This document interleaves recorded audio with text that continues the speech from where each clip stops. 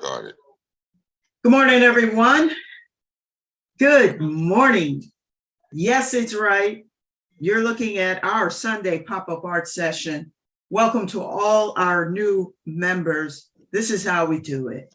We get together.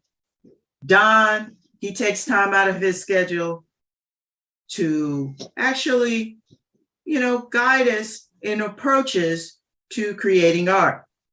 Don's with us today. Hey, Don, how you doing? Yo, what's going on, AD? How we doing today, everybody? Let's go. Yeah, let's go. Now, this is part 2. So if you notice on the left or on top or whatever is Don's easel, which he has his RAM that we are following. Last week, I didn't follow the instructions so well. I did a different RAM drawing, which is back there. So I'm going to have to play catch up. So anyone who is starting with us today, if you have not started, if you have not seen the first session, don't worry. Watch along as we go through the process. And then don't you worry about nothing on that. We're going to show you how to get going. Nadine, I'm going to rehash some things so we can get you to going. What I'll do is because it's blank. Yeah, you're going that size now. You're going back down. That's cool. I gotta go down. I understand. What I'll do is I'll pull out another board, another piece of paper, and then I'll go back and forth. So that'll appease the new people that's coming on, and then that'll help you, and then that'll help everybody that's starting fresh and brand new with some ideas. Because as long as you got the photograph, you'll catch up anyway. The whole session is not to give you a class per se, but just give you a moment where you can just jump in and start creating. Are you going to be what we call perfect? No, there's no such thing as perfection. Perfection is a lie, everybody. Just know that from us. Know it from me personally. Know it from us as a unit, Nadine and I. We both believe in this. Perfection is a lie. Repetition is the truth. Long as you're able to do that and have fun and look at it, don't overjudge yourself. You're going to be fine. You're going to be fine. And each time you do this with us each week, you should see that you're going to change, meaning that your change is going to be, you're going to become more observant. Your hand and eye coordination is going to move freely without nobody impeding that process. So, don't worry. Don't worry, everybody. Don't worry, Nadine. Don't worry. You know the deal. Now I'm looking around. Okay, I see where I can get that other piece of paper. So I'll get that going soon. Yeah. All right, everybody. Shows are up. Everything is going. How would I say? Chester, PA show is going to be up. The illustrious show over there with the Dupree Studios or the Dupree Gallery in Lambertville, that's up. And the South Philly store, the South Philly Food Co-op, that show is up. So everybody, you can go and check it out online, or you can go to those locations in person. The openings are coming up soon. I don't have those dates on the top of my head, but February 9th, I believe, is the Chester opening, and that's at 4 p.m., 4 to 7 p.m., I believe. The Lambertville Dupree Gallery one is going to be on the 11th, I believe. That's a Saturday. And that's from the time frame of, I believe, 3 to 7 or 4 to 7, same time frame. For the opening to meet and greet the artists and things like that. And in South Philly, you can just show up and go. Don't really have an opening situation over there just yet, but they're advertising in the store. They want people to come to the store and just check the work out. So not no real opening or anything over there. I might do a closing. Stand by for that, everybody. That's the most local show that you can get to, the one that's in South Philly. It's off of Juniper and Snyder Avenue. Or Snyder. Okay. So the food co-op is on Snyder Street. I think it's a block over, 2 blocks over from Broad Street on that end of South Philly, on South Street, rather, when you go towards Broad. Great. All right. So yeah, everybody, that's all that good stuff to update you and to get you going, to see some of Don's artwork and see him in group shows and things like that, and possibly see him talk the stuff that he talks, like how he talks on Sunday mornings. Yeah. Yeah. Got anything you want to tell the people, Nadine? I just want to tell people, if you're new here, we often, every time we have a live, we do a throwback Wednesday, meaning throwback from the Sunday, just to, remind anyone that might have missed it. So we do that on Wednesdays. Also, if you wanted to watch this again, you could go to the featured section. Usually I pin them to the featured section to make it easier, especially for some of our older adults that are maneuvering through Facebook. Also, we are on Twitch for the gamers. You can also, follow us on Twitch. We do have a Patreon page. That's with the Patreon, Don and Nadine. The Twitch is, you would be following me at iam.nadineo. There's links to that. If you have any questions, you can message me. We like to put it on the platforms where you are to make it easier. A lot of folks are on Facebook, so we tend to be here much more visible on Facebook, but we're trying to reach out to other platforms as well. If you have any questions, again, you can reach out to me, Nadineo, or Don Stephens, or leave a message on the page or in the group. We'd love to hear from you. All right. Everybody got their coffee, I hope? I'm doing tea today. Are you doing tea today? Okay. I'm doing coffee in the raw. In my lucky blue cup. It's like one of those carrier cups. It's metal. It's good for the studio because the temperature changes in the studio a lot. So these type of cups are good in environments like that. And you're not going to put your paintbrush in that cup. No, I've done it a couple of times already, Nadine. It happened with this one too. What?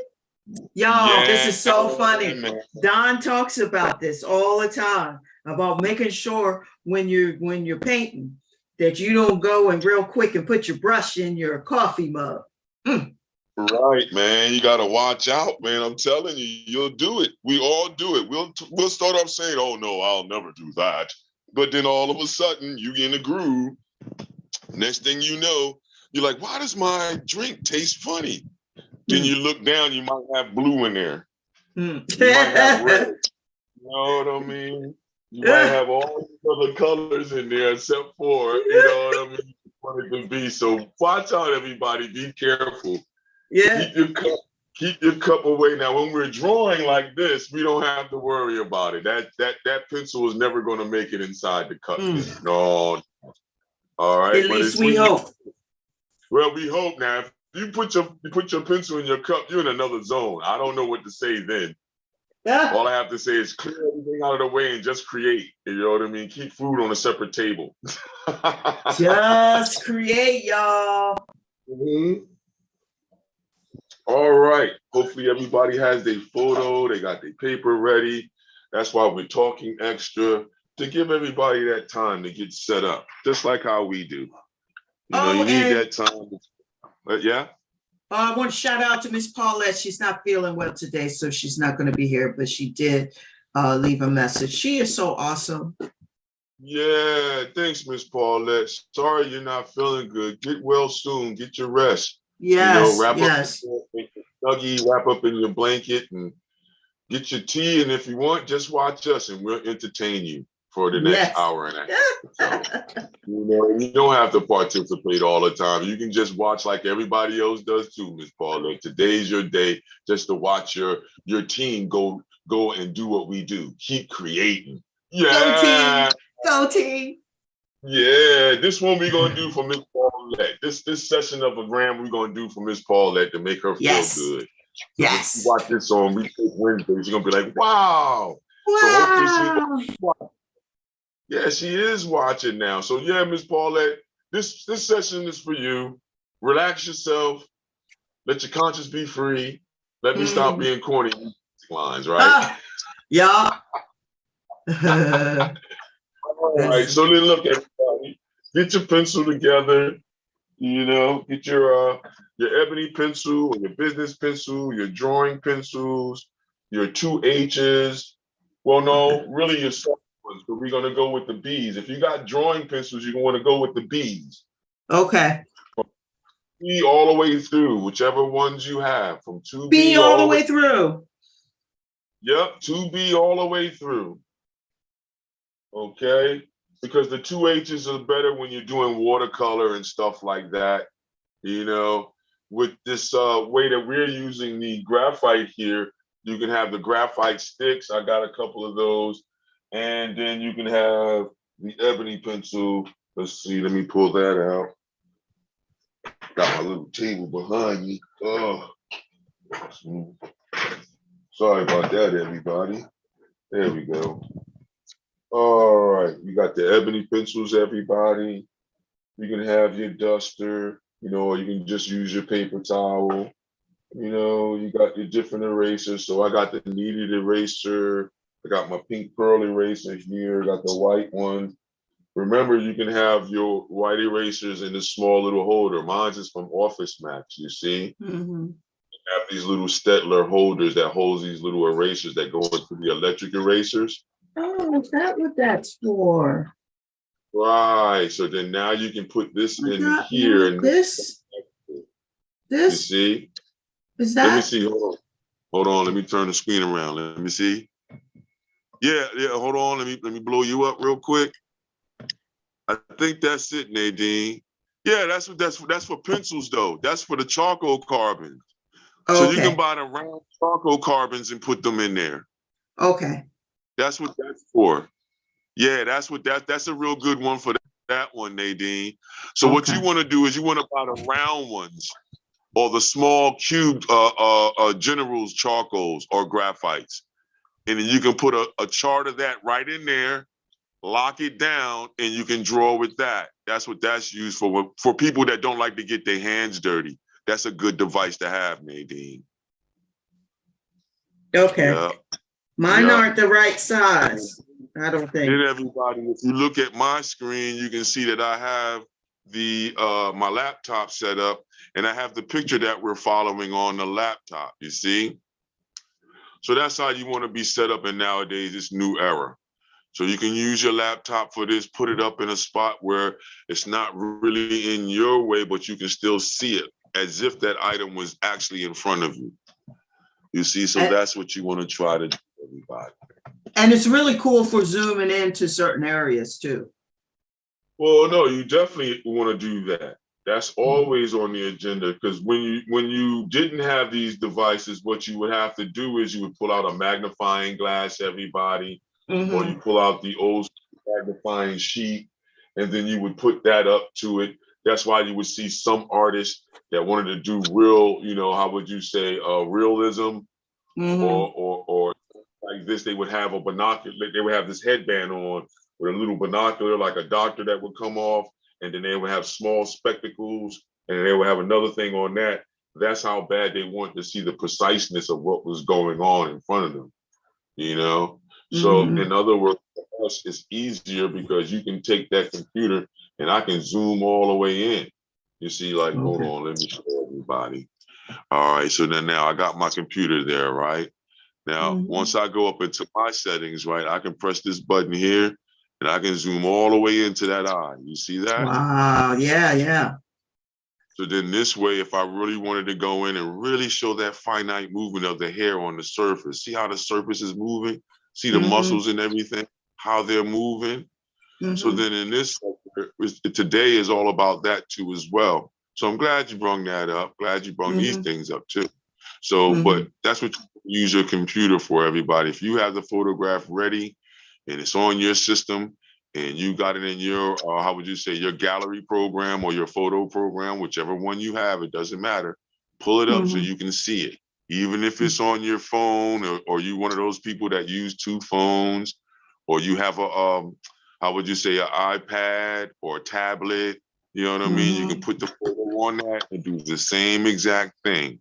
You do not have to have all this trend setting stuff like you got to have, you know, the number 1 this and the number, no. Any program will do to open that photograph up. Any program that you're comfortable with, you know, you open that up with. Do not stress yourself out over the technology. Use the same technology you've been using and you'll be okay. So you see how I can zoom in. Now you can see how I can zoom back out. There's other easy ways depending upon what system you're on, you know, but for me, the way I'm set up right now, it's easy for me to reach over and do the touchpad. You see? Gotcha. That's what does it. So then now I turn the camera back this way. And this should be where the photo is, or our drawing is that we're going to start getting to work on. All right. Let's see if I'm trying to find another piece of paper real quick. I'll get that in a few because I have another board set up over there, so I can get that and take Martin off of that one, and do what we're doing on here. All right. Okay. So everybody started first before I get that other board. Oh no, I can get the other board. And how would you say? Yeah, there we go. I was hoping that I had another piece of paper in there, maybe. I was about to say, okay, that idea is a bomb, everybody. You know right. You know what I mean? Let's go to our regular segment. Right, Nadine? Right, we do what we got to do. Yeah. Now we're back to our regular show. You know what I mean? All right. So then now, look, everybody, I have this as a blank page now. All right. So then that I can start everybody off that was having an issue. All right. Nadine, how does that look? You can maybe move it just an inch to your right. Yep. Okay, good now? All right, cool, everybody. So then look, everyone, this is just a blank. I know we already started to everybody else that's been with us, but this is for some of the newer people that started, just to give you ideas and pointers on how to get started real quick. This is gonna help Nadine catch up with us on her smaller format, but she's gonna have a jump on us on the next one though. You ready, everybody? Let's go. How we started this one was, I did a circle here. We did a circle first. And then that circle is going to match the bulk of the head first. You see, now the placement is all about how I'm looking at the photograph. I'm looking at the paper and I'm saying, okay, these are all guesstimations now. I'm saying to myself, I'm not going to go any further than this with the ram's head over here. The nose and everything else can't go any further than that. I already know where my confines are. I'm not going no lower than this. Nothing can go of interest, meaning the mouth or anything can come past this point, the neck can. So all I did was, if you look at the photograph, everybody, the part of the head where it curves back, all I did is put the neck part in like this. And then we put it in underneath here, like so. Right out the bottom of the page. You see, so that's how I got started. Sure, you're going to expand and everything over here. This is the suggestion where I tell people, once you get your confidence together, you're going to do your own freehand to get this stuff to go. You see, but the main thing is for everybody, as a suggestion, this will make everybody an artist if you just simplify everything they do. You see, so then now when I'm looking at the eye, I know I can't put the eye down here if the neck is up here, what I'm saying on the back of the neck looking at the photograph. Therefore, that eye got to be somewhere right about here, and then I would make it big. It's a nice circle. It's not small, make it big in comparison to the circle that you made. You see, once you put that there, then you can see right about here is where that middle meridian is, where the fur is in the middle on the snout of the ram. Mm-hmm. Yeah. Now see right off of that, now what you can do is you can do a line that comes off of that. Because you can see how now that's going to do what? You're not going to see that other eye on the other side. Now, yeah, I'm doing a lot of guesstimation.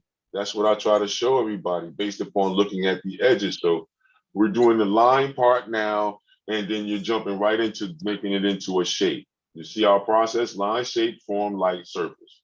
So you're in between line and shape right now. So you're looking with the intent of saying, the shape of that eye is round. Okay, I'm saying the eye is there. I'm looking at where the eye is there. I'm saying there's got to be some space there. If there's space, I know from doing human beings, I use the eye that I have. If you look, you get about another eye and a half before you get to where that ear is, you see? So you take that ball, come and move over, boom. That's where the side of his head is. Before you, when you get to that ear, right there. That's where that ear should be, that curved motion for the ear, and I would make it like a C motion. See, a lot of times the whole thing is all about how to observe these things. What is a strategy to look at things? This is an overall strategy, everybody, of looking. That's it. So then now look, I look across now, and I can see the nose is not up there. The nose is more so at the bottom of where I may say the ear is. So when I come over here and put a line and say, okay, the snout or the nose is not coming no higher than that. You see, with that being said, I bring this line down here. I bring it off this bottom of the ball here, like so. And then now I curve it here, but then instead of, I was saying, squaring it off, I make another round that fits right in there. See, this is just an idea or a suggestion to get you started. Sure, you're going to have more that you're going to add down here. Sure, you're going to add more here. This is how you would simplify to get started, everybody. I think that's where a lot of people get frustrated and get caught with the perfection and I'm not good idea. Because some people can start off and you really start seeing things with this simple stuff there. That's just the artist that's more observant than you. That's all. And has been doing it for a long time. You can't judge yourself, okay, Nadine, and everybody else. You can't judge yourself because you got to look at how long you've been doing it. How long has your hand and eye been working together with one another? For all my elders out there, how long has it been since you took some chance just to have some fun, just to have a creative fart? Yeah, I'm gonna put that one on a t-shirt too, Nadine. Have a creative fart. Have a creative fart. Woo! Just let it go all over the place. All right, with that being said, if you look at the nostrils in there, you have a middle meridian right through here. Every mammalian has a middle meridian. Just remember that. Every mammalian has a middle meridian. Where all things, you know, balance out, where you can see the central axis of something. If you look across now, you can see part of the eye, but not the whole eye right here. You just got to look across. Now, some of you might be saying, well, Don, how do other people gauge spaces, which is nothing more what we call proportions, everybody, all right? You can use the eye for everything, for anything. You get what I'm saying? So when you're looking at an item, you can say, okay, what am I going to use as a measurement on this item to get the proportions or get these edges together? With me, I'll use whatever eye I see, if it's flesh and bone. If it's inanimate, like a man-made object, then I'm using certain ideas or certain aspects of an area of something to use that as a measuring device to say how things should go together. Once you do it, it becomes more and more fun to do, okay?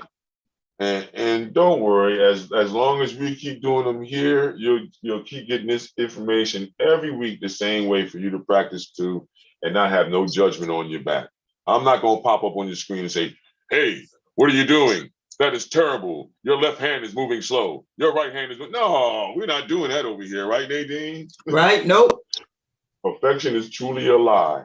So then now look at the snout where I did the circle. You see a light part that's hitting right upside of the darker area on the side of the mouth here. That's where this line is talking about the muzzle of the snout or the mouth part, where the nose is sitting up here, all right? And then the mouth is down here with the extra part moving down here like a camel. So you obviously can see how we're gonna stretch that down a little bit. But you just want something there to say where something is. Mm-hmm. You get the idea now, everybody? Hope so. Now, if you look underneath the neck here, right? Mm-hmm. You have two areas of interest that we're going to wait on, but you see some type of tag there. So all I would do is put a notation of a tag or whatever that is on the opposite side that's dark. It's not his ear. That's not his ear, because you can see his ear is way up in the air and it's, pointed like how deer's ears are and stuff like that. So whatever that dark area is, I don't exactly know what it is, everybody. It could be the ram. Somebody said it was the other side of the ram horn. Might be. All right, I can go. It might be. I can go with that. I can go with that, everybody. I can go with that. How you feel about that, Nadine? You think that's what that might be? I think it might be. Yeah. It might be. Okay, everybody. Done deal. That's the horn on the other side. Mm-hmm. Because it makes sense if the other one comes down to where we're saying the mouth is, the other one comes down to right about here. Yeah, so it makes sense. I can go with that, everybody. Yeah, let's go with that, Nadine. Good call. Good call. You see, teamwork make the dream work. So then this is how we started off, everybody, doing things like this. You see, then I took the eye and then we turn it this way above there, and you can see how many eyes after we get that eyelid together. You see, put that lid in, it's a little bit in front. You have a little bit in the back that's coming around, but not much for the chair duct there. And then now you give us this round acorn-like shape in the front here. Just to get that started, that's what you would do. You see? Make sure you have that roundness in there and not on the outside. See what I did? So that lets you know that's the eye. That's how it starts to jump out already. All right, now I can take that eye shape, right? The width of that, turn it, and now you can see that that's the eye's width, you see, of that eyeball. Mm-hmm. Now what you can do, you come over top, you see 1.5. So then now you can see where the brow is right here. And it's going up, then over to formulate that horn. So up here, over, formulate the area that goes central right here to where the horns are going to go. You see that area? We're not making the horns, we're making the area in between the horns. You see? Yeah. Will I have to adjust my eye? I might have to. You see? And then now you formulate the other brow on the other side, and now you have that area right there. You see? Just to have something started. That's all it is. Then now, since you got this area here, you know that it goes down to the front of the ear, this area here. So that's the brow and everything, and the back side of that. And then now we see this curve area here. You see where the ear is, where we're saying the ear is. Mm-hmm. And now if you look through the horn, you can see where we're saying that the rest of that jowl is. It comes down, you see? It comes down. And where does it come down to? Right about where we're saying where the mouth is. See that? We didn't even have to measure the space from here to here. If we look at where we place things, then we can compare the shapes that we're seeing on our item. Now, this item could be sitting in front of you too, live, and you would use the same idea, Nadine. Mm-hmm. Okay. So then now you can see where the bottom of the jowl is doing this and coming here. You see that part there underneath? It almost looks like it's going straight across, but it's going down to in his neck to meet where this dark fur is to show where his jaw is here.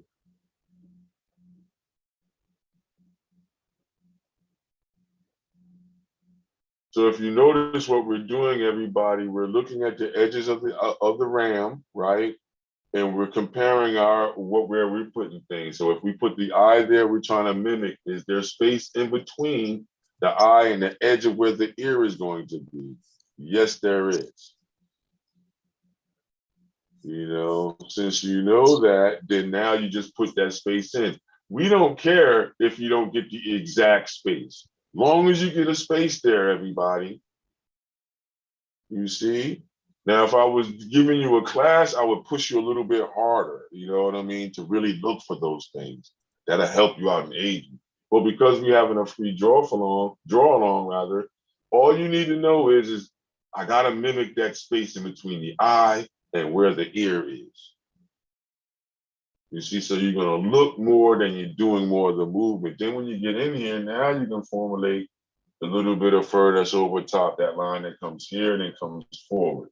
That's a muscle that's right there. You see, we look at the front of the eye, the tear duct, around the tear duct, and then down, almost like how a cow does. You see, same movement. And then now you have a little bit underneath where that eye was there. Now, if you start getting confused, this is where you can come back. I like in the earlier stages to use my kneaded erasure. So then I'll clear out a space where things or where clear space needs to be around things, you see? And now we got that fur that's going around there. Now when we start going up, you can see now behind here, and we put a line that's level with the eye, there's a dark patch of fur there, brown fur. We just put a square there and then follow it around the brow, and then you see it. It goes right with that hair. That's like how our eyebrow is. That will be the same thing there, reminiscent of that. That patch of fur that's turning up and going underneath where the horn area is, and it's stopping right about here. That would be his brow. You know, and that's the area we're mimicking. Because now that we got that area there, now you can look and say what? The ear doesn't come any higher than this area right here. So now you can see where I overstretched my format. I should have brought them down a little bit more with the size of the circle that I made. Me too. Yeah, it's a hit and miss though. Don't worry about it. Just let it go out. So now when you make the horn, just let it go out. Let it go out. Don't worry about it. You know, let it go out. You're saying you're not going no further than that, then, you know, you turn it right in there. You see what I did, everybody? You don't stress it, Nadine. Just throw it right in. You're gonna make it work. If you look at the size of the head, yeah, that you can possibly say half of that will be the oval in here, but we're changing that up. We're saying, okay, now if it looks like it's too short, you let it go out over here, and then it comes back in. You see? Now we know. Now this is where I stop the horn movement, right? I come over here for this other side of the horn movement to get this other brow together, you see? To see where this horn is going down and away on the other side, you see? And now that separation is right about here, so then that one goes off the page too. You see? And it comes down a little bit more, right about there. There you go. So you see what we're doing? I'm looking, I'm comparing, and I'm contrasting what I have to be able to mimic. Now the brow over here is on the other side. You see how you can just throw that in there now? Mm-hmm. Yeah. Now you can see where that middle line is there, where that fur is changing, how it dents in a little bit more. You see? Now you can see where the edge of that nostril or nose or brow, you know what I mean, comes down and about.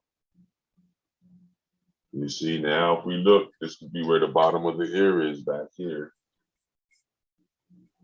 You see, I'll put a mark to say where the bottom of that ear is, where I'm saying the bottom of that ear is. Very important, because if you look over from the bottom of that, that's when the arch in the nose starts here to go toward the nostril. So he has an arch here on the top of his snout. Then he has another arch that's going this way. Why? Because there's a deep cavern in between his nostrils. Like how our cleft does here, and how it does underneath here.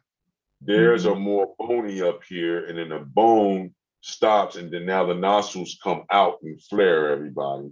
Pretty much like how our lids do, but it comes off the top of the snout and then reconnects right to the side of the face here.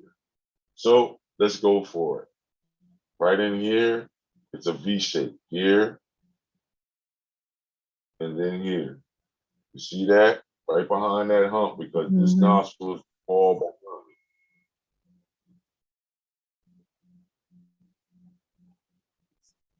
You see, you can say about half of that circle there, or a quarter of it, is where the nostril comes back around. So we go here, here, and then here. You see, and then bring it back here. So it can curve in the front, almost like a heart. Valentine's is coming, so you can use that heart idea there. And that skin comes down from here. Forms another little V in here. And that nostril does the same thing on the other side, except for now, it curves down and in. You're not seeing that part. Now you can zoom in, everybody, so you can see that this nostril comes into where this area is here in the middle. It flips over and comes in. And then now you have that little V part in the middle.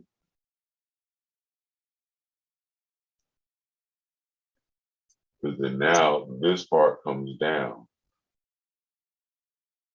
And then this part is over the side here. Matter of fact, it comes down to the point where this nostril is here and then it comes around. Yep. Here. And now back here they come here. Yep, because now the mouth is coming out this way, right from there. And then that middle meridian is right here. You see?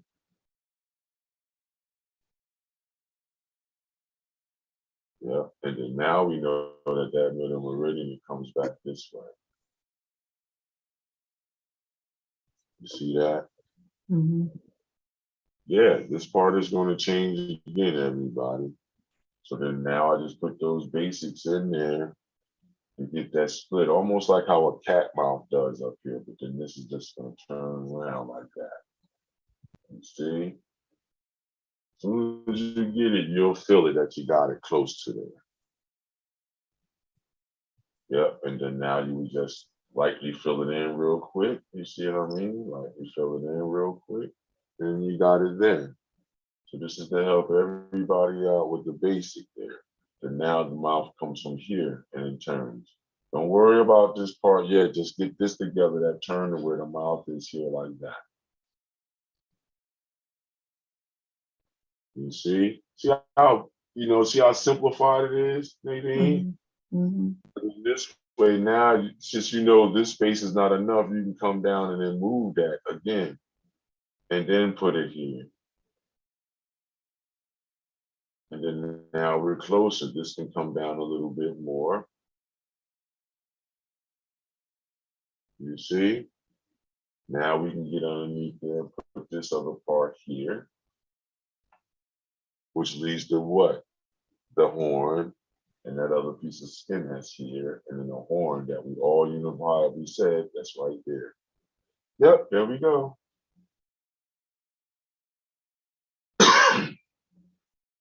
All the basic shapes that you need there.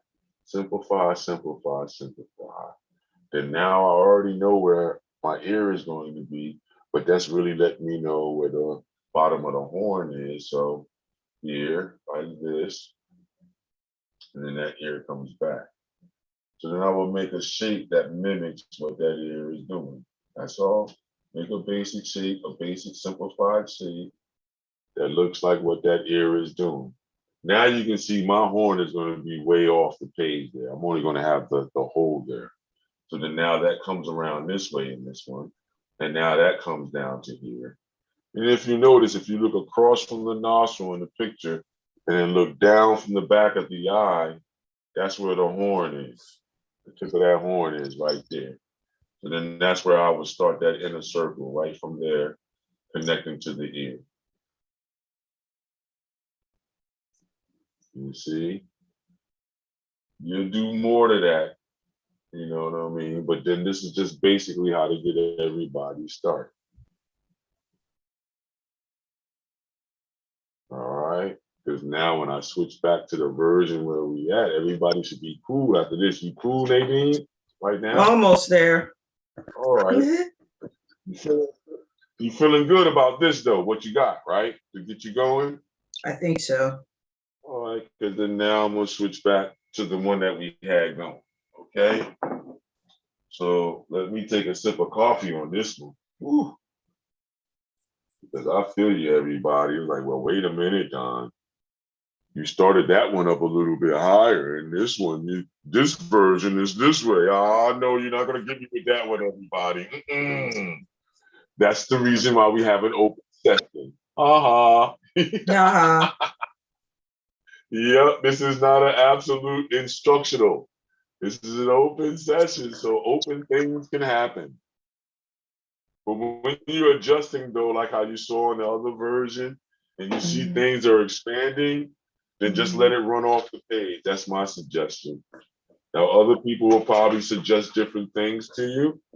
You know, you may come up with your own idea. That's good. The bottom line is that you want to get closer to what it is the mission is. The mission is that we want you to feel RAM. We would like for you to feel the same RAM that we're looking at, but as long as that we can see RAM or at least goat-like image, you've done your job. That's the main thing I like to push during these sessions, because perfection is really a lie. Repetition is the truth, everybody. You just gotta walk and understand. It's not me saying it. It came before time became time itself. You know, that order or idea of repetition has to be there. You have to do things and look and do it again and look, ponder, look, do it again, look again, ponder, look. And then boom, all of a sudden, something is going to happen. You're not going to do all that work and nothing's going to happen. You know, am I telling you you're going to go into a boxing gym and you're going to train and then your jab starts looking good and then the trainer that's in that gym for the novice is going to say, yeah, you're ready for Mike Tyson? Really? Heck no. Well, Mike Tyson has over 20 years plus of training his body to throw a punch. Oh, no, man. I had to tell a friend that the other day. I said, no, repetition here will get you killed. So you have to understand repetition. That's why I tell the younger kids when they challenge me, I go, look now, I know you feel like you've been on the planet for a long time, but you know, you've been here 10 years or you've only been here 15. I got an illustrious 53 years on you, man. Concentrative, you know, really want to do this? Yeah, then okay. But some kids, they don't get so upset where they cry and they feel like their ego is crushed. Right. Other kids, they just say, I'm coming back, Mr. Don. I'm going to get you next time. I love those types. Come on, I'm going to get you next time too. You know what I mean? I'm going to have my arm out the casket to battle you. That's what I've been saying to them. But that's the that I like. That's the challenge. Because believe it or not, everybody, I got that spirit from the graffiti society, you might as well say. How is that? Well, in high school, we used to walk in art design or in New York City. I don't know about down here in Philly at that point. But when I was in high school, we used to walk around with black books. Those hardcover books that like memory books. Oh, the journal? It's like the classroom books. Well, no, it's a little bit more advanced because it has blank papers in it with no lines in it, and it has good drawing paper, and they're called memory. They're in black. They're a journal, journaling too, but they're blank sheets for artists. And what we used to do is do graffiti in there. And literally, when you would walk in the morning, you go into the cafeteria, somebody might challenge you right there from, let me see your book. Mm. Or you would pull your book out and lay it down on the table. And now that's an open battle. You know what I mean? So somebody may come across your book and say, word, put their book down, open up their pages. All right, now it's a battle now. Mm-hmm. So then now I'm drawing in my book again. So each page can be a battle. You're openly challenging other artists right on the spot. So that's why I have a good acuity of drawing right on the spot, everybody. And that's all owed to my graffiti brother. So I learned that earlier on. It pushes you because it's like how if you was going to have a fight, it's like you and another artist having a fight, basically. Mm-hmm. I'm drawing something with the RAM and I may put some letters over here in a fancy way. I may make, other different things like a bomb or make the horn into an arrow. The other artist, he may do different things with the snout or with the eye and, play up in his way. And now everybody who was the audience in the cafeteria is looking like, ooh, I think he got you to, ooh, come back at lunchtime. You get stuff like that. I don't know if the kids are still doing it that way, but that's the way graffiti formulated how it is that I work, everybody, to be on the spot with it. Mm-hmm. The other one was illustration and doing illustrations for art directors. Because a lot of times they want to see that on the spot too. Okay. So yeah. So all right, we back into our original one here. And I'm going to take the horn up a little bit more, right to the edge of my page or almost off, just to give it some more girth after I looked at what I had on the other one that we did.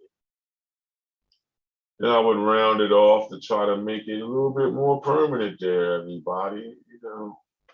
Try to get it to get closer to what the Ram's head is doing here. So then I would formulate this one and, get it to really push into that area where I want it to be. I'm not pressing hard. I'm trying to use light, sketchy strokes, everybody. If you use those light, sketchy strokes, it helps you more to move things around. All right. So then this is where I was like how I got the dark areas going. This is where we start putting some of those dark areas in here. Now, if you remember, we had a tortillon out for this one. So then what I would start taking a tortillon and showing where some of these basic darks and lights are. You see, smudging in what's on the surface already to get to know where those darks and lights are. As soon as you start doing it, you should start seeing things congeal together. You see, now you have another darkness that's coming this way. You see, you leave that light area in there like that, but then still come in here and brush this a little bit to show where those darks and lights may be around the eye here. It shows the muscle that's behind the eye here, going up into the brow. You see? Now you can just brush it just a little bit in here from left to right. You see, I'm just rolling it in my hand from left to right. But notice how I got that darkness here, but it's not as, this area here is not as dark as that. You see? See why I did an overall darkness on the ear if you look at the photograph. You see? Now, this is where you start really following the muscle movements and things. Because now you can see where you're doing a motion in here, like so, to get into this area around the mouth that's curving this way to come down into this area here. So you see how I did the movement there? I'm trying to move with the way that fur is looking in the same directions. Now this fur is coming this way. You see, that's what's formulating this dark area here, where the back of the mouth is coming up because he's chewing. He's not smiling, he's chewing. and he's very watchful. These are the bucks, you know. These guys are very territorial. So you best believe that eye is pointed right at that camera person. Whoever that camera person is, that eye is focused right on him. And he could be a far distance away, but the ram is smelling him and possibly can see him. They got good sight. Remember, they on mountainsides. Mm-hmm. Yeah, like remember this. We're not talking about the backyard goat here. You know what I'm saying? Mm-hmm. You know, the one you see with the little pointy horns. No. We talk about this is a mountain goat. They call it a mountain goat, mountain ram. Yeah. Beautiful animal though. You see how the fur turns this way now. Now in this beginning stage, what I would do is I'm going to use a paper towel to smudge that, not the tortilla. Because sometimes the tortilla is not forgiving, to tell you the truth, everybody. What I mean by that is that if you don't watch it, you can make unnecessary marks that, how would you say, obscure what it is you're trying to do. And I remember a couple of times in a couple of drawings, I tried to do that. And I was like, well, why is it not looking the way that I want it to look? And then you have to figure out, I use the utensil in an improper way for that particular movement. Not that I was wrong, it's just for that particular movement that I'm looking for, that movement wasn't needed. So that's a poor timing issue. You see, so with me, with art, I don't look at right and wrong. I look at what needs to be, what is, and then we're trying to get that to come across, you know? See the difference when you smudge with a paper towel? It doesn't do what the tortillion does. The tortillion pulls things right with that point that you have. With the paper towel, I can take a wad of it and move that material on the surface in the way that I needed to move to start that earlier idea of what the direction of all of that is saying about what that item is. You see? Even through the horn for right now. I'm acting like the horn is not there, but it is there, you see? Because I want that horn to show up like it's in front of this area here. So if I wanted to read like that, I gotta act like it's not there for a little while and then reestablish it back over top when the timing is right. See, so with me, everybody, I'm trying to get you to worry about your timing, almost like music, you know, especially jazz, bebop, stuff like that. Some of the newer music, yeah, it has timing, but it's not the timing that we're talking about for this piece here. So if you turned on the radio, you may hear something that has a different pacing than what you're moving right now. So, but with the older music, your R&B and your jazz, classical jazz, if you want, you know, I like the progressive stuff. John Coltrane, all that good stuff. Miles Davis, Charlie Parker, you know it, Freddie Hubbard, these guys. Because they move just like artists do. You see? And as we're smudging in, you see what's starting to happen, everybody? You should see it on your end too. So the main mission right now is just setting up where your darks and lights are. That's all you're doing. You know, I'm leaving the horn. Somebody just asked me, why are you not touching the horn yet? Because I want to get this structure together first. If I can get this area together, this together like this to make that feel like how it feels in a photo, then I'm more happy about that than actually going into the horn. Because that's the character of the goat right there. If you captured that, like I'm watching you, like, see how my eyes watching you? That's what he's doing. He's really watching. He's observing. He's not in no petting zoo, you guys. This is not I don't want you to think this is like, oh, that's the ram at the zoo. No, that's not the same goat.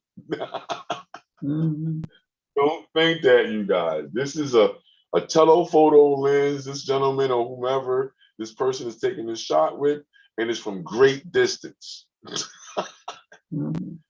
That's why those nostrils are flared. You see the nostrils are flared. because he's smelling the air. See, we don't do that, everybody. We smell for sandwiches. Oh, I'm in South Philly. Where Gino's at? I know Gino's is around here. I must be around 10th Street. You know what I mean? Right. But animals are different. Squirrels and all of them do it, everything. When they hold their head up like that, and the nostrils smelling the air, yeah, you best believe that animal may be smelling you. Yes. From whatever distance you're at, that animal may be smelling you. Yes. It's even scarier when you go to the zoo and you're the only person there sketching the animals, and it looks like the lions can really smell where you're standing. Yep. Best know they do. Yeah, you're standing there and that head tilts back like this, and they go, oh, I'm like, wait a minute, I'm the only person in here. They must be smelling me. Oh my God. Yeah. Don't be sticking your hands in a cage either. Oh no, you better step away from the vehicle, man. You better stand behind that barrier. I seen one time when I was there, one of the feeders, the handlers in that little space that's in front of the cages. Right. He darn near got his shoulder almost snatched off, putting the half of the calf or whatever they feed them with. Right. So as he's putting it in, the lion ran up on the gate and right. Whoa! So he was hungry. Well, yeah, they got a whole nother order than what we got, man. So you best believe. So don't think you're gonna walk up to the goat in the zoo and you're gonna be able to pet it and it's gonna look like majestic like how this creature is looking. No, this majestic creature is in the wild. He's nowhere near where you're at. If you see this in your front yard, you better close your door. Call somebody. Call animal control. Telling you the same thing with the deer. If you see a deer, I'm gonna show you guys a deer picture, Nadine. And when you see this buck picture, you go, and if you saw this in your front yard in the morning, no, this doesn't look like the little neighborhood deer that we see running around here. This deer looks ominous. You know what I mean? His rack of horns have definite points on it. You're like, wow. How do you get that again? You know, you just have to look at these things, everybody. When you do, you go, wow, how magnificent nature is, man. Like, look at these creatures, look at these spaces that we did, look at the pictures that Nadine sent back. Like, you got to look at that like, wow, look at how beautiful nature is. Or what we call nature. Look how beautiful that is. Jeez. Don't get me started, Nadine. I'm a tree hugger. So yeah. You already started. Yeah. Tree hugger supreme. And a lot of people say, well, how are you a tree hugger and you from New York City originally and you reside in Philadelphia? I said, well, that's why y'all guys don't know nothing then. Because Philadelphia is where, how would you say, the Quaker philosophy is, and they believe in land and man and God. You know what I mean? Yeah. So that's why all the trees is here. They tell you the species of trees. Oh, it's beautiful, man. Go to Penn's Landing, everybody, where the Columbus Monument is. And right at that backsplash or where they go towards the fountain, if you turn around and look at all the species of trees, and if you notice, they're all the names of the streets. Locust, cherry, spruce. Oh, I didn't know it. Yeah, chestnut, walnut.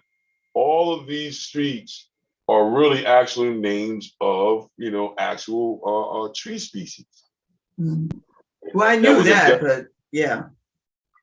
But yeah, right on that backsplash though, and then, you know, that's a purposeful thing in Philadelphia. You know what I mean? That's the agrarian idea, the nature idea. It's, you know, man and nature is one. You got to be in it, basically, that idea. You see? Yeah, everybody just start to smudge in, you know, smudge it in. When you come back and reestablish, change some things, yeah, don't feel scared about that. Now, this is that side I was talking about where you're not going to see the inside of the nostril on the opposite side. That's how much his nostrils are flared. You know, once your confidence is up, everybody, then that's when you can take liberties and do things. You know what I mean, Nadine? It's just that, you know, I'm an advocate of the fundamentals. You know what I mean? You wanna get your basic abilities together on how to see these things. Like, see how I made that mark in there for the pencil a little bit too hard? So now I'm going to work before I start making the fur in this area come down and around. So you see how we got it coming around this way, you see? All right, now what I can do is I can come back in and then really get you to feel that by coming in and using the eraser to clear out the light area. Okay. You come back in with your eraser, and then now you're not just erasing for no reason, you're erasing for the light. Your eraser is your friend. Your eraser is the second best thing to you when you're doing drawings. Why? Because this is how you find the light. So when you have your graphite or your charcoal in your hand, you're worrying about the darkness. Remember that tonal scale we talked about, Nadine? 0 to 10, where you know anything from 1 to 10 you can make with this. Anything from 0 to about 9 you can make with your eraser. You get the idea? Subtraction with your eraser. Okay, whether it be your pink pearl, your kneaded eraser, or when you start coming in and want intricate stuff, this eraser here. It's still a plastic eraser. Do they have measurements for the degree of hardness or buoyancy of the eraser? Yes, they do, but it's no need to go there right now. Just know that you can get that white eraser that goes into the electric erasers. You can get that real easy. Pink pearls you can get from the dollar store if you want, Walmart and Target, or Target as we call it. If you're down in the South and stuff, Kruger's, the Super K-Marts, they have Super Walmarts down there. Oh, Piggly Wiggly might have it too as well. Shout out to my uncle, the manager at Piggly Wiggly. Yeah. These are the supermarkets in the South, everybody. You got to check the chains. They got Costco's, Kruger's down there. I believe Costco's has art supplies in it, in their arts and crafts or school section or business section. They'll have a lot of that stuff there. A lot of times too in the party sections, but you can find these erasers there nonetheless. Okay, everybody. Yeah, if Miss Paulette were here, she would be naming them all off. Oh yeah, yeah. You know it. Yes, indeed. So then look, we come in here, everybody, and we erase out the light area around where that fur is there. Remember how I said I had that issue there? This is where I come in and I can use the plastic eraser now. Then I take, remember, oh, I got to show, P20 grade sandpaper, dollar store, everybody. Or your Dollar Trees, or whatever a Dollar Tree or surplus store is around you. You can get this type of sandpaper. It's only $2. Look at how many I got in there. Wow. 40 little sheets, and you're not going to use them that fast. So it's good for, I'll take one out. It's good for, how would you say, clearing off your eraser without tearing it up, you see? Because you don't want to, a lot of people, even the younger guys, everybody has a habit of wanting to clean their eraser with their finger. You don't want to do that, because when you do that, the oils, no matter what oil is there, it could be from your hair, it could be from the lotion that you used earlier on. It could be from you eating animal fats, you know? It could be from just some olive oil and garlic. Whatever oils that you ingested is going to be in your pores. The minute that you wipe them on the eraser, it's in the eraser, and that's when you get those ugly, black, gunky, oily looking marks. So that's why you want the sandpaper, or you can use your clothes. You wear your old sweater or something, and you wipe it on your sweatshirt and you'll clear it off. I like using the sandpaper. Light grit is P20. You know what I mean? Look at how I get that white to get a nice connection. Now watch when I get the connection with everybody. See how it just cuts through now? Watch when I move out the way. See that? Yeah, and then now I come back in, I clear it out, you see? So now I can just move that eraser now in how that fur is moving in there. I want to erase in that same direction now to get rid of most of that undertone of underwork that I did that I pressed too hard on the surface. So what I want to do is obscure that some more and then start the direction of what the fur is doing on the snout.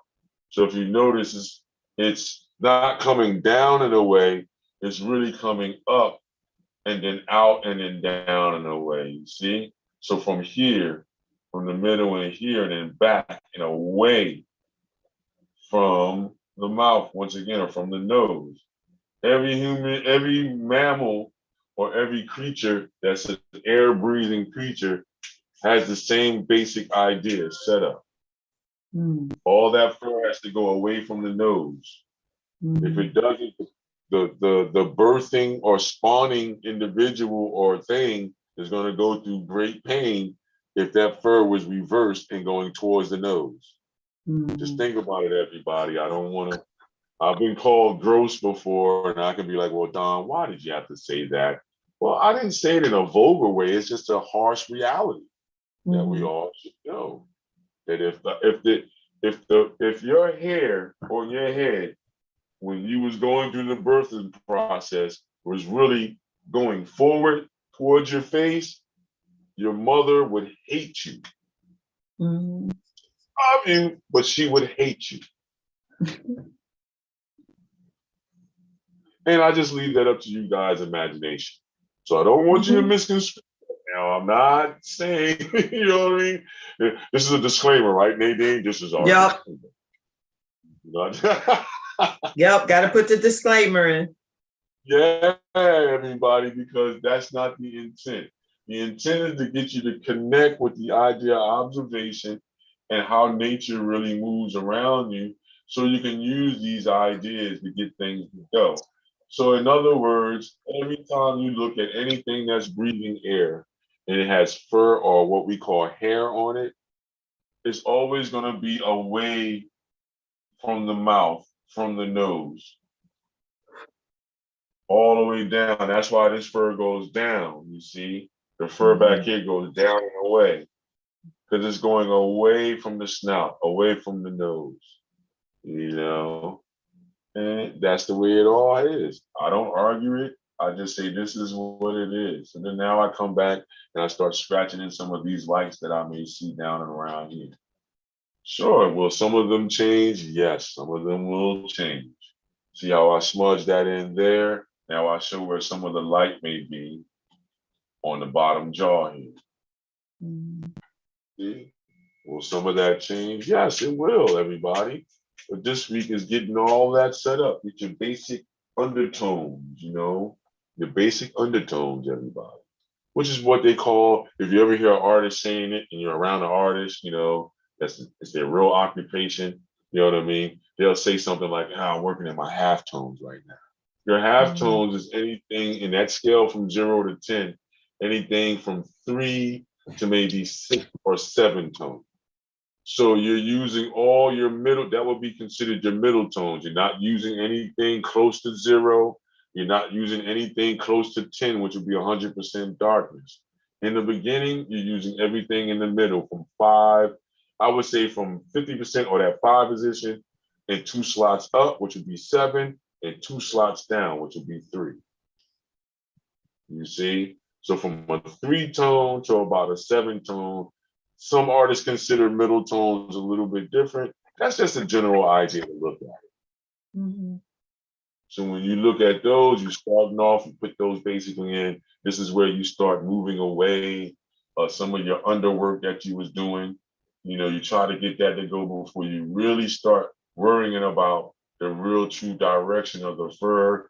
So you start putting some strokes to obscure that tend to go towards that idea, you see? And now that snout is starting to shape up pretty good to me. So as you start feeling like that about it, yeah, man. Move around some more. Don't forget, have your paper towel next to you, everybody. Yeah. The more you have these things right next to you, you don't have to move around and go. You can be almost like how a surgeon is. They just reach over, boom, they don't even have to look sometimes. They can reach over, grab a utensil, keep it on going. That's why the nurses have the trays there. Well, if you don't have a nurse with you, or you don't have an assistant inside the studio right with you, then yeah, you need a little table. My little table, I'm using the little tables that they use in the ceramics and clay sculpting rooms. It has a little table on top of it. I'll show that later. It has a little table with wheels on it. It's on a little gurney, and I can raise it up and down as high as I want.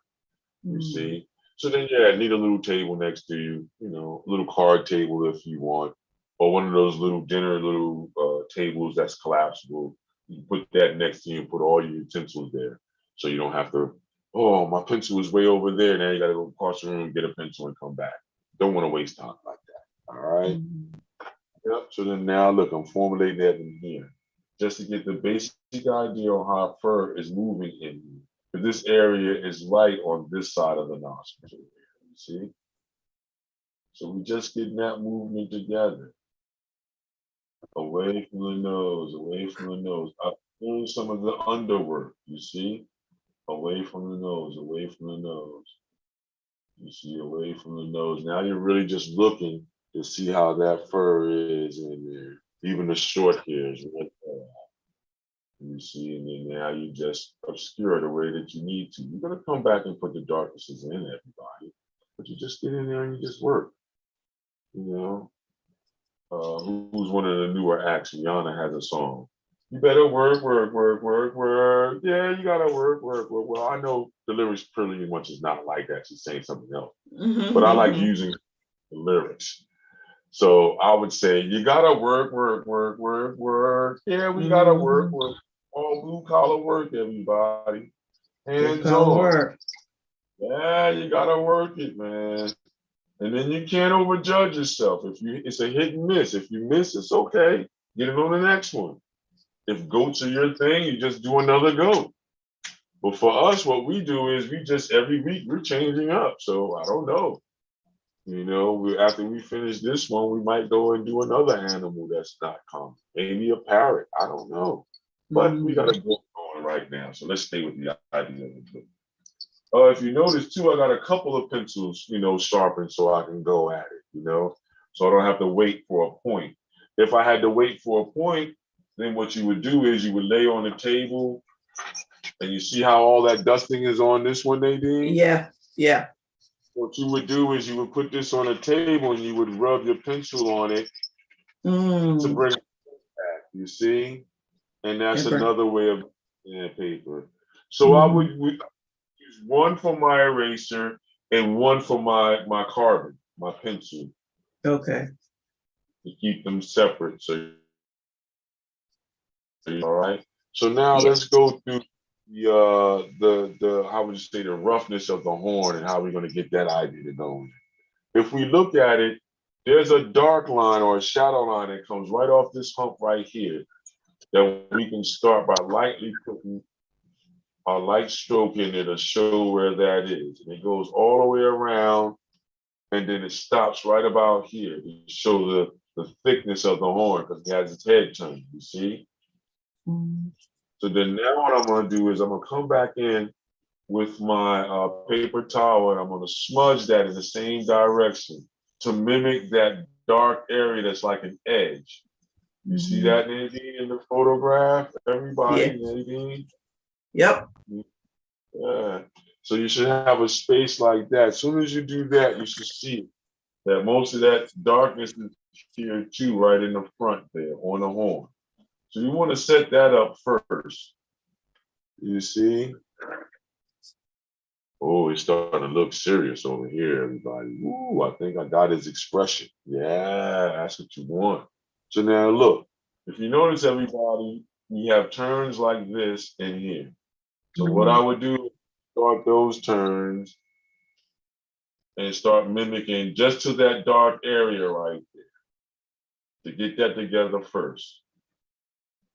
Notice how I'm randomly putting them in, Nadine. This part's for you because I know you might get caught up on trying to do each ring. That's just your personality. You're fighting that part of your personality, okay? I can't help it. I know, that's why I made mention to it. I'm not poking fun of you now. I'm really concerned, Nadine. I'm honest. You see? Now, because when you're in here, now that's where you can take that personality that you got and really worried about how these are right in here. How that area is looking when it goes right into there. Because there's a little black area right in the front before the horn comes and pronounces itself. You see? And now when you go to the underneath here, you see now when you come here, now you come this way. See what I'm doing, Nadine? Look. From that shadow area, I'm doing a convex. You see? Because when you get to a certain point where that stops, watch. Now it gets here, right? And it starts to turn. And now it's the whole horn. You see the movement? Yep. And that's for everybody now. In the beginning, we're not trying to be precise with all that movement in that way. We want to get an expression or an impression of that, or an expression of it, however you want to say. Just know that those rings show how old this individual animal is, because the horns, each one of those rows, how it was growing. That is. And then it turns here, and it now becomes that down C motion. If you look, it comes all the way through. Take your time. Down. If you look at the photograph, yep, you can see in here there's a little dip in. To show some of that character when you start seeing those anomalies in there. And they come in and just put those lines in. And see how the one in front of you, mine, is starting to get that feeling, that expression of it. You know, we can come back when we smudge, we're going to smudge it and then come back and erase those light spots out. And as we go, you know what I mean? Now, for some of you to have this, you know, idea that you want to be exact to what you're looking at, have a ball, knock yourself out. Have fun trying to be exact to what the horn is. I'm not against that. I'm saying to you, I'm more expressionistic. I believe that saves your ego. You know what I mean? It doesn't hurt your heart as much, everybody. I'm being honest. I just had a kid storm out the room because the idea that we had. I didn't realize, you know, in this new era, how right and wrong is really a big thing. It is a big thing, yeah. Yeah, you see, but it's not that I'm taking it for granted. I help you to try to put it in its proper place. You can't be that hard on yourself. But the educational system will make it like that too. I know. That's why we need the art back in there real deep. That's why I say art is very important for that. It helps you to really put error in its proper placing. It's not that you're totally wrong. It's just that you're not seeing something right now. You know what I'm saying? Right. It's a timing issue. It's not that you can't. You can. It's just that you have to take longer than others. Timing. You know? Like how I showed them in the classroom, Nadine, I did a quick drawing and showed them what the shorthand would look like. And they were amazed. I said, yeah, I'm failing all over the place right in front of you, but then I'm picking it up. Once I failed in that position and I look at the photo, I gotta move over. Now I just correct it. Just keep moving, and then things will start to coalesce. Things will start to move and congeal into this thing in front of you. You guys got to give yourself. Older guys, our retirees, our people in an illustrious space, because they done served the public, or they done served their family, or they done, you know, served the company that they made, and now they're at that point where, you know, I can, you know, sit back pretty much in retirement and do what I want to do, travel, you know, have concerns about other things. Yeah, you guys, don't worry about this idea of right and wrong when you're doing your art.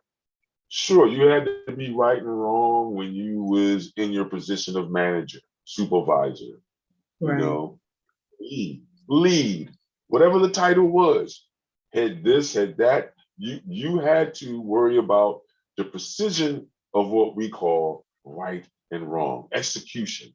Now we're just worried about execution, feeling, and movement. The very thing that you was anti to when you was working. If somebody was just moving and being aloof at the job that you were at, no matter what, white collar or blue collar, somebody's walking up to you saying, hey, who's your supervisor? Right. What are you doing? Is that normally how you handle things here? Yeah, I've heard all of that, everybody. That's why I'm in here working with you guys now. It's crazy. So, I know. So then that propensity to want to be right is right there, right here. It's right here in the back of all of our necks, right here. We're fighting that now because you have to understand it's about timing. Right and wrong is about timing. I'll say that now. You know what I mean? Because I've gotten some kids in trouble and their parents came back and asked me to monitor. How would you say? How would you say? Change it just a little bit because some of the kids are actually going home and looking around, and you're not an adult yet, so you don't really know the idea of right and wrong. But you can't really say there is no right, there is no wrong. It's only my right can be, and they said the kid rattled off everything verbatim what I said. My right can be wrong, your wrong can be my right. How is right and wrong right? And no, I was like, oh, they were like, I don't have time for this. Yeah, I was like, ooh, I'm sorry. I'm thinking that they're just gonna keep it in the art aspect, but some kids don't. Some individuals don't. They compare it to life all the time. So then that's where I have to put in contingencies again now. The contingency is that you have an idea of precision now. You have an idea of what order is now. That's why right and wrong has to be there, because you have to move with a certain accuracy at work. See how the words play? You know, when you have to be accurate, we say that that's ultimately right, or those figures is off, you're wrong. You know what I mean? Not that like how I'm suggesting it's just a timing issue, a little bit off. Yeah, somebody said to me one time, Don, you're treating this like it's soft porn. I'm like, whoa, wait a minute, man. Wow. You know? Wow, that's like, yeah, that's what I said, AD. Like, wow, easy guy. You going there? Yeah, you going there with this? Like, we're just doing some artwork, man. Like, give yourself some open room to be free. So that's what I found, that people are really stuck with this idea we are of being right and wrong. Give yourself an opportunity within art now to show you how to be a complete failure and then be how to be a success at the same time. Because it takes time. You have to do things with that in mind. You have to be patient with yourself. You're not perfect. Nobody's perfect. Even when they're perceived to be perfect, they're not perfect. When you look in the museum and you go and look at the galleries and you look at the artwork, even though a lot of these pieces are magnificent when you look at them, but really they're not perfect. You know? And I had to challenge another artist with this idea online. He said, no, Professor. I said, okay, so can the thing that you drew come off that page and live the life of a third dimension? Yeah, that's what he did. And he got quiet. I was like, yeah, see how you're not perfect? You know what I mean? If you really want to go there, your prototype can't come to life. And then I really hit him over the head and I said, the only thing that does that is feminine energy, negation. So where's the creative element coming off of you, sir? He said, what do you mean? I said, well, all we can create is spit, lava, boils, pimple. You know what I mean? This is what we produce in our body. I don't know about, you. I know, as that's what happens. So, come on, man. You can't be perfect, or this idea of creation is just totally yours. No. You get in here and you look at the realities of that. So then the right and wrong thing in a way, like how I said. But as long as you keep on adjusting it, the parents appreciated it. They was like, thanks for at least putting them on that path. Because some people have a hard time getting people to see just the idea of it. How to be patient with yourself, how not to be over judgmental, how not to let right and wrong destroy you. And now look, we come in here in the horn. Underneath here in the horn, we have a dark area that's going just like so, and then now it stops. And see how by just me doing that smudging in that area like that, with those lines like that, look at how that horn starts to move now. Yeah. Yeah, it's starting to get serious now. You see? Now you come in, and if you look right in between, there's a smaller one right in there that you can do like a swipe. It's like a striation area where it's showing the energy movement of how that horn was made, the movement of how it grew out and rolled down and around, you see? Now you can see on this side, if you look, it's a little bit darker on this side. So I would rub it just a little bit or smudge it just a little bit. And you see what starts at? As soon as we did that in here, look at how more serious that eye got. Yeah, okay, now look. Right around this area right here is where that striation mark in there starts to level off again. So you have that little dip in the middle like that, right? So how it was growing, I would expand this side just a little bit to curve it in. And then now this is where some of these lines in here just, how would you say, they thin out and it's almost like they're non-existent, like they're sanded off or something from the motion. Now this is like a flat area almost. You can see some of the striations in this shadowing from the light coming across. It's right in this area right here. This area is in the darkness because there's a shadow on it, if you notice. And then now that darkness is coming this way on the horn. And if you look right in the middle there, now if you do the same thing like how we did the other photos, turn it black and white, you may see it more, everybody. But you have a dip back like this in that horn, a dark area, just like that. You see, to give that formation of the horn. So then now this is where I come back and I use the tortillon now. Excuse me, everyone. Now this is where I can come in and use that point to really get us to feel that roughness now. You see how now those lines really help me now when I use, I use the tip of that, the tortillon, and now I'm starting to move that idea more and more into that idea. See that, Nadine? How we working on yours? You got us doing that in there? You notice how I can come in here and I got you moving in here. Look, we move that round in here now. This part can come in here. And then now that's when it starts to round off. Okay. So it's moving around like this in here. And then all of a sudden it starts to change its direction. Here, and then here. Here, and then here. Okay. And that movement starts to help you to see that roughness of the horn. You can use the tortillon like this all the way through.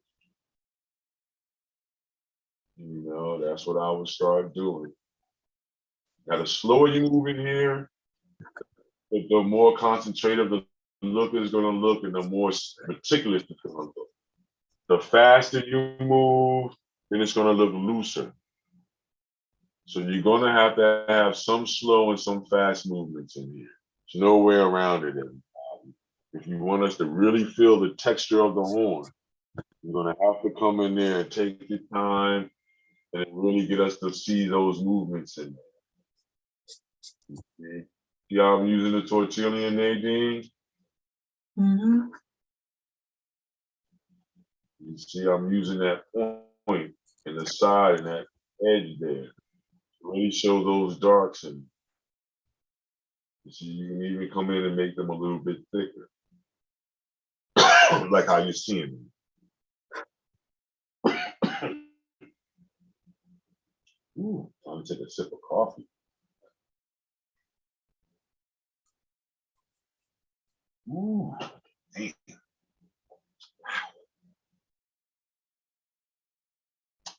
Same thing on the opposite side. You can even take your tortillon. Well, no, I want you to feel the striations that you're seeing going back. I would do like this first.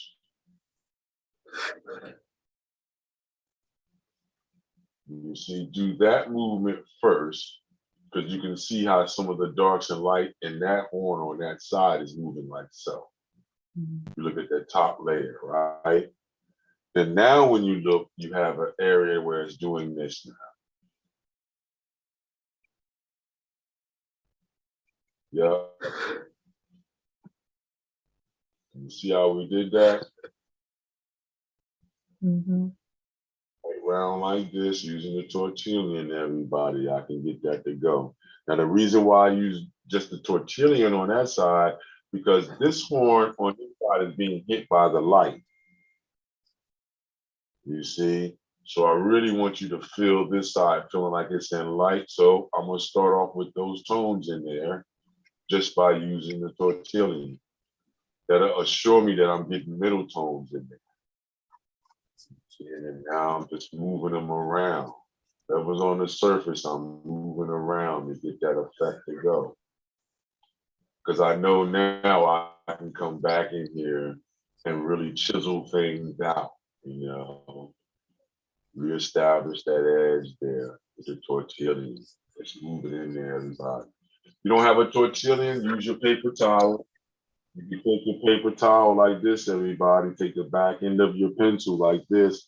Put it in there. You know what I mean? Wrap your pencil around that, and you can come in and look. I have a tortillon basically with my pencil, and I can use it the same way. Look, everybody. You see, Nadine can use it the same way. Yeah, you might not have the tortillon, but you can do things that can get you the same. That's what I'm an advocate of, everybody. Yeah, you see? And this is our second session, just about how to get your tonality going, showing where the lights are, showing where the directions of some of the surfaces are going. So you already see it, everybody. You're gonna do, when you're looking at anything, you always look at the edges, which is gonna do what? Bring you lines. Edges are lines. You know, lines are edges, edges are lines. As an architect, and they'll tell you, yes, these lines represent the edges of this particular building on this particular schematic. Yes, that's what they're going to say to you. Engineers and everybody, same thing. They understand that edges are lines. Why? Ask an engineer and they'll say, yeah, the schematic that I'm looking at is showing the edges of how that sewage pipe should be laid down on Market Street. Oh, this is how the road or this area of Aramingo Avenue is gonna, how would you say, connect into Columbus Boulevard. So we can have a clean area of movement of traffic.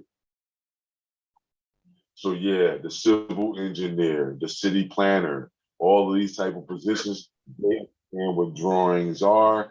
They understand that lines are edges, you know?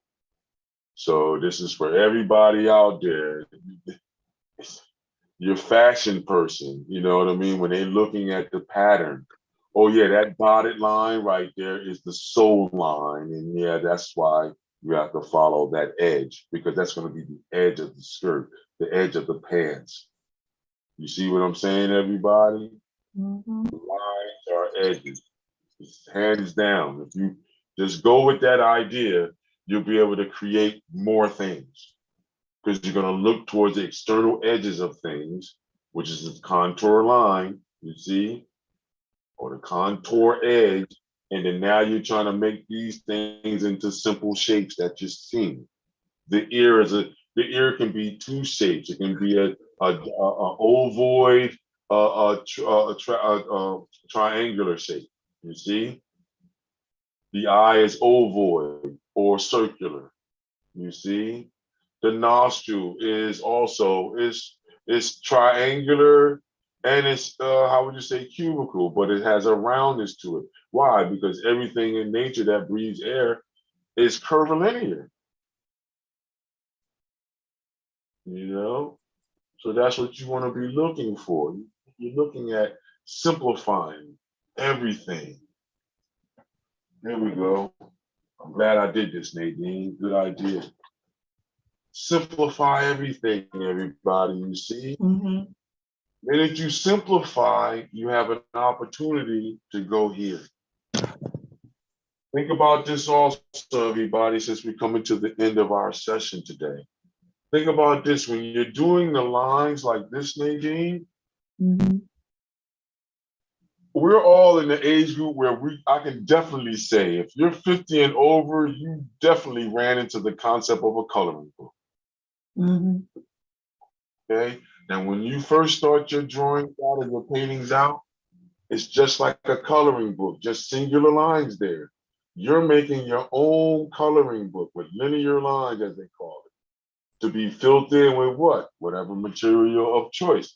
Our material of choice today, last week, is what? Graphite. Mm-hmm. You see? Just the graphite, your hand, and the eraser, and a paper towel. You have those items, you can do this drawing, everybody. All right. So yeah, everybody, once again, we did great session. If you take it further, understand if you take it further. Don't think that every week you have to wait for us to get back started to finish your drawing if you want. What you could do is take the one that we're doing, leave that, and then take another piece of paper and start another one for the week. Yeah. Just touch every other day. I know everybody, you're probably working, you're doing family stuff. You know, some of the people don't come on because they say they go to church and all of that. Okay, cool, that's fine. What we're saying is we're giving strategies on how you can keep creating. So say, for instance, leave this version of what we're doing in this way. You don't want to touch it because you want to go session by session with it. Cool, fine. And like how Nadine did, for the one that she's doing today to be on the same accord as us, you can take a smaller piece of paper and do another one during the week. You know, so that you can keep your hand flowing and moving and working during the week. Does the one during the week have to be finished? That's up to you. You know what I mean? Do you have to leave this one alone and don't touch it till next Sunday? That's your option as an artist running your studio space, you see? So if you ask for our suggestion, we would say, do another one. Leave this one alone. So then this way you can be on the same accord when we all start up, or take it to the finish line. And when you do, you can just watch and see if you missed out on anything to add into the piece that you got going. Right. Everybody, all we want you to do is just keep creating. Yep. Absolutely. That is the mission, everyone. Way to go, everybody, on this, I always say, February 5th, you know what I mean, of alcohol and savior. Yeah. You know, been doing voiceovers more too, Nadine. So, you know, trying to get more theatric with the voice. Oh, there you go. Yeah. Nothing wrong with that. Oh yeah, to have another stream of income coming in, that would be great. You just gotta wait for somebody to bite. Oh yeah. Yeah. But pretty much everybody, this is it. Hey Nadine, let's see what you got. Let me come on over here to the device. Yeah. I'm rushing, everybody. I'm rushing, trying to get as much done as I can. I feel like I'm on top shelf. Yeah, it's too much. All right, rock it. Let's see you. All right, so. Yeah. Yeah, Nadine, you got it. You got it. Way to go. Way to go, Nadine. You're getting much more observant now. You can tell where your skills have definitely come up now, can't you? Yes. Okay, I was about to say, well, go back to that first one 2 years ago then. Yeah, I know. And you tell me, right? Oh. And now that one, confidence is even higher now because you're doing more freehand, more of your own adjustments now while I'm saying things, yeah. But now you're figuring out how to really adjust your hand in your studio space. That's the ultimate goal. Yeah. And that's all in the doing, actually, everybody. The more I do it, the more comfortable I feel. And yeah, no doubt, corporate world has made me, what do you call it? It's been stuck in the perfectionism. And it's trying to release that perfectionist hold. Well, see, I don't want to say release it because there is some good things about moving in that idea when you're in other places. I'm saying to everyone now in this stage of where I'm at with noticing and observing it, that it truly is a timing issue. Okay. You see? So then if you can use what is in your profession outside of those doors, it's timing. Is this a proper place to use it? No, let me use it in something else because I don't want to have myself sitting here too long, second and third and fourth guessing what it is that I'm doing. You see? So I would say more so if you're cleaning your bathroom, if you're mowing your lawn, if you're working on your car, if you're putting a schedule together of events for, family members, friends, or even yourself to do, yeah, that's where right and wrong may exist. But when you're doing art like what we're doing right now, it's more so about timing. When should I do a certain movement? When should I not do a certain movement? Can I make that movement move when others are saying not to use that movement? You see what I mean? So everyone, try your best to look at it, especially for our retirees. We want you guys to start looking at things more so in a trial and error idea. More trials, how would you say, start to eliminate the idea of error.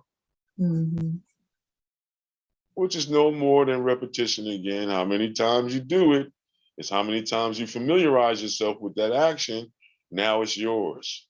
You see?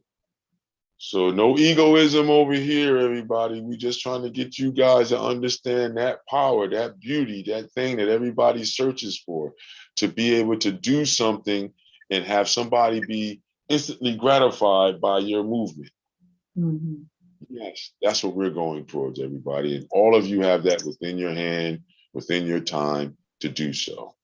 Thank you very much once again for being on this journey with me and Nadineo and Don Stephens, however you want to put the names together, we are there. Thank you for taking this other part of the journey on our ram's head or our mountain goat. Mountain goat. Goatness. Yes, thanks everybody. This was awesome, Don. We get to do it again next Sunday. About that, yeah. So if you made it to the end, do us a favor and like this video. Share it. Let your friends know about our group. Let them know they don't have to be artists. They don't have to feel as though they can draw to actually create art. You may be looking at it and saying, I can't do that, but believe it or not. What's that? It's just like the bank. You can sign your name, then you can do some art. That's right. Absolutely. I think that should be on a t-shirt. That one too. If you can sign your name, you can do art. Yeah. Okay. You can do art. Yep, absolutely. So we do appreciate you. And most of all, we want to inspire you to keep creating, because that's what it's all about.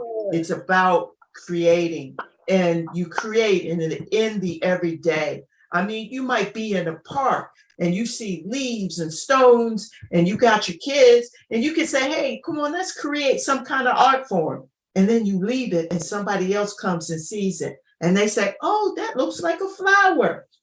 Then your intent was accomplished because somebody else saw that and said, oh, that's a beautiful flower out of the things that you found in the park.